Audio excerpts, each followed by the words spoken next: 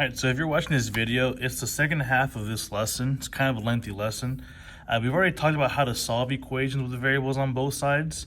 And when we're talking about both sides, we mean on both sides of the equal signs, such as 4x plus 1 equals 2x minus, let's say, 2. Again, there's two variables on different sides. Our goal, again, was to get one variable from either side and move it over. In this case, I would subtract 2x over. These become 0. I'm left with 4x minus 2x, which is just 2x.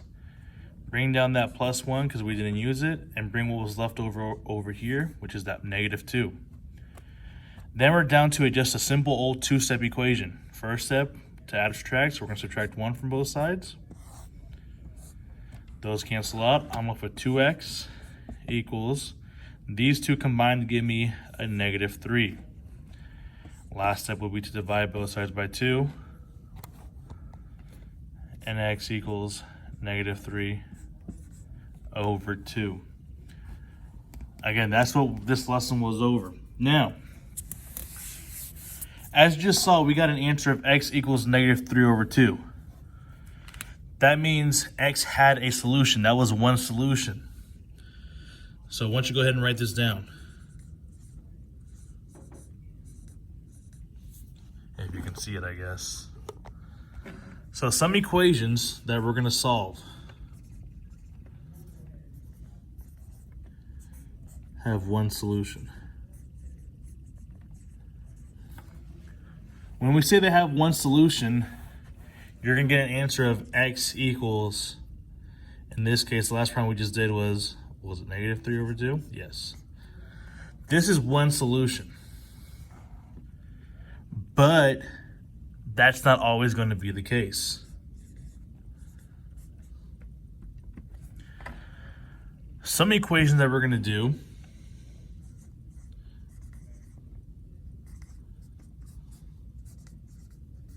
so some of the equations we're going to do are going to have what's called no solution. This is possible. What do we mean by no solution? So I'm going to write the definition over here. No solution means no value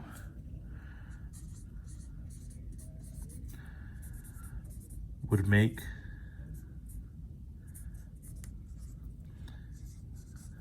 the equation true. So when we say that the problems that have no solution, that means there's no value out there that would make the equation true. What that means is that when you go to check your work, there's a possibility you did all the work correctly. And in the end, you're left with something equaling something else. I know that sounds kind of weird. But for example, I'm going to say when you do all the math to get the variable by itself, but you're left with 7 equals 2. Does 7 equal 2? No, that is not a true statement. So that's what happens here. When we say no solution, it's no value would make the equation true. So what we get in the end is not going to make the statement true. So it's not going to be an equal. We're not going to have x equals a number.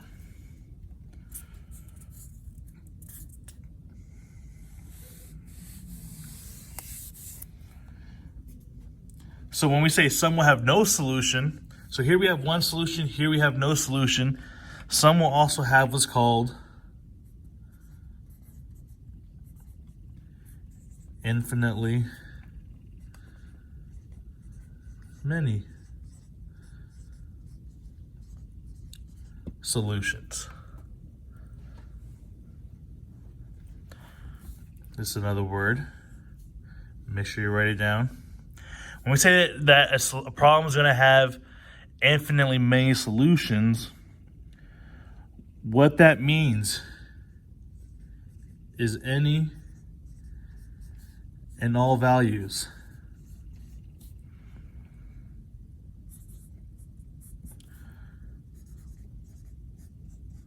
will make the equation true.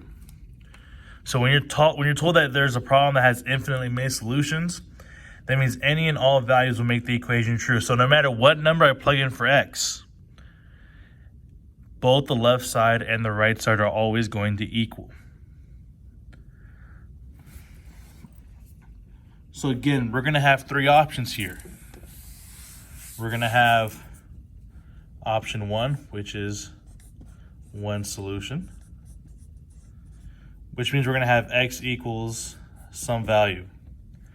Option 2 is no solution. And option 3, we're going to have infinitely many solutions. Again, make sure you watch this video and write down the notes.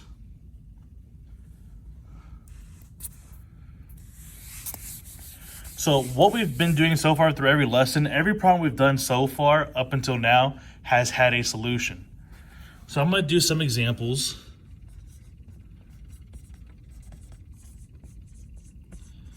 of no solution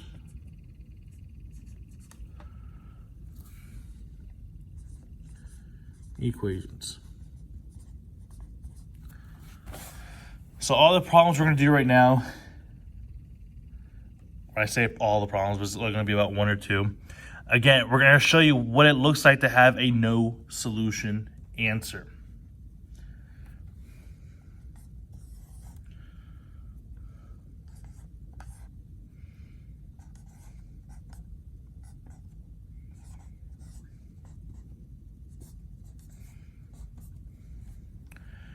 Again, we have, as you notice, we have variables on both sides of the equal sign, but before we can move anything around, we need to simplify anything that can be simplified. Again, if you ever see parentheses, you're most likely going to have to distribute. And look here, there's a 3, so we're going to distribute the 3 to everything. 3 times 5x is 15x. 3 times 2 is 6. And I'm bringing down everything else we didn't use. Now, I can't combine like terms, so I move to my next step, which is to add or subtract. Now, before we even move on though, again, we're talking about having equations on both sides of the equal signs, one on the left and one on the right. So we gotta move things around. When deciding where to move it around, I always recommend moving it onto the left side, but sometimes it might be easier just to move to the right. I say that because on the left side, we have 15x and plus 6. Our variable term and our constant term.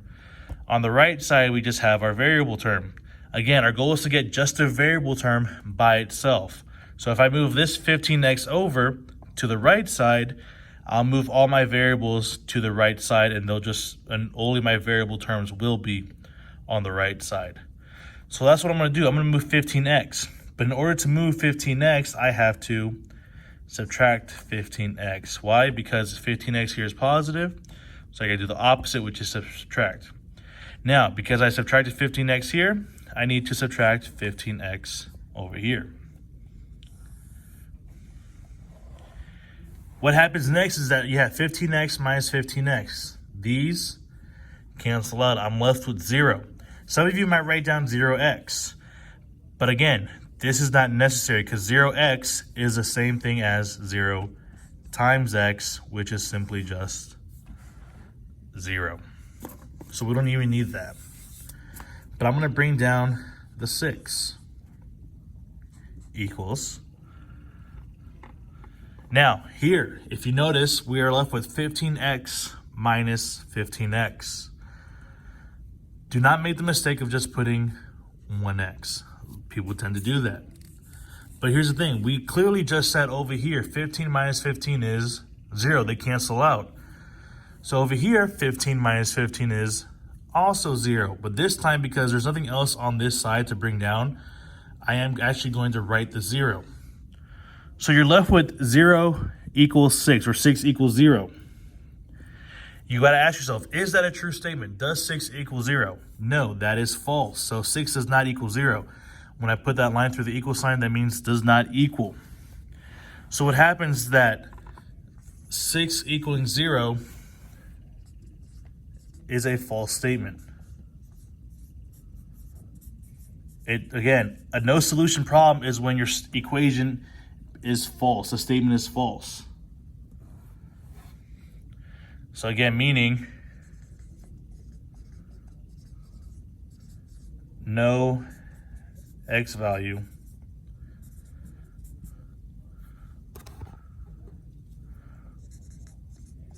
will make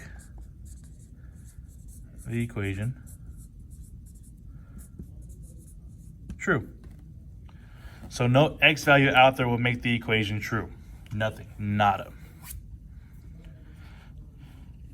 That's when you say that the answer is no solution. This is my final answer for a problem like this, no solution.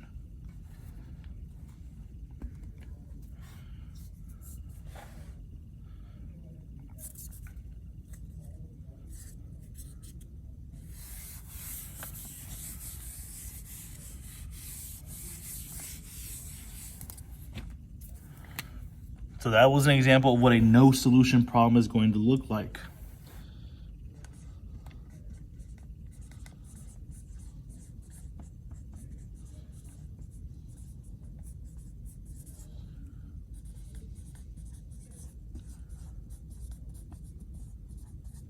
Next, we're going to show an example of an infinitely many solutions problem. Now, again, I'm not doing many examples of these because to solve these problems, we're doing the exact same steps.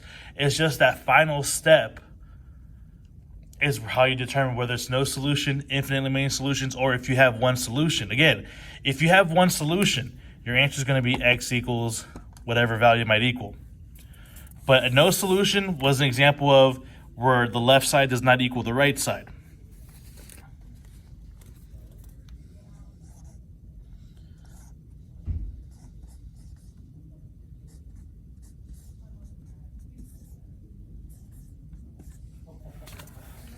So here's our problem. Again, I need to distribute. Negative 2 times 4y is negative 8y. Negative 2 times 1 is negative 2. Equals bring everything else down.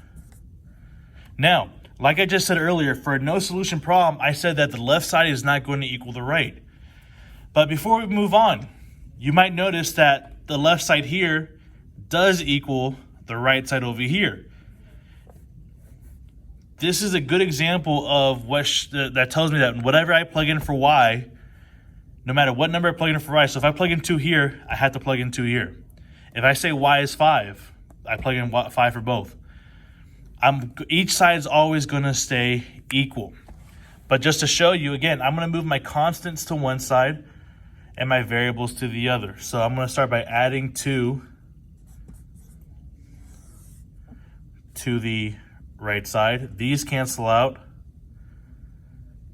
So I'm left with negative 8y equals, these cancel out, and I'm left with negative 8y. Then I'm going to go and add 8y to both sides because I have to have my variables on one side. These become 0. This side becomes 0. So you're left with 0 equaling 0. Is this a true statement? Does 0 equal 0? Yes, it does. So what that means, again, because this is a true statement, that means no matter what number I plug in for y, it's going to make this equation true. So your final answer for a problem like this isn't 0 equals 0. That just tells you what the answer is. Your final answer is infinitely many solutions. That is your final answer. Just like the no solution, your final answer is not going to be 5 equals 1. 5 equals 1 tells me that that's not true, so my final answer would be no solution.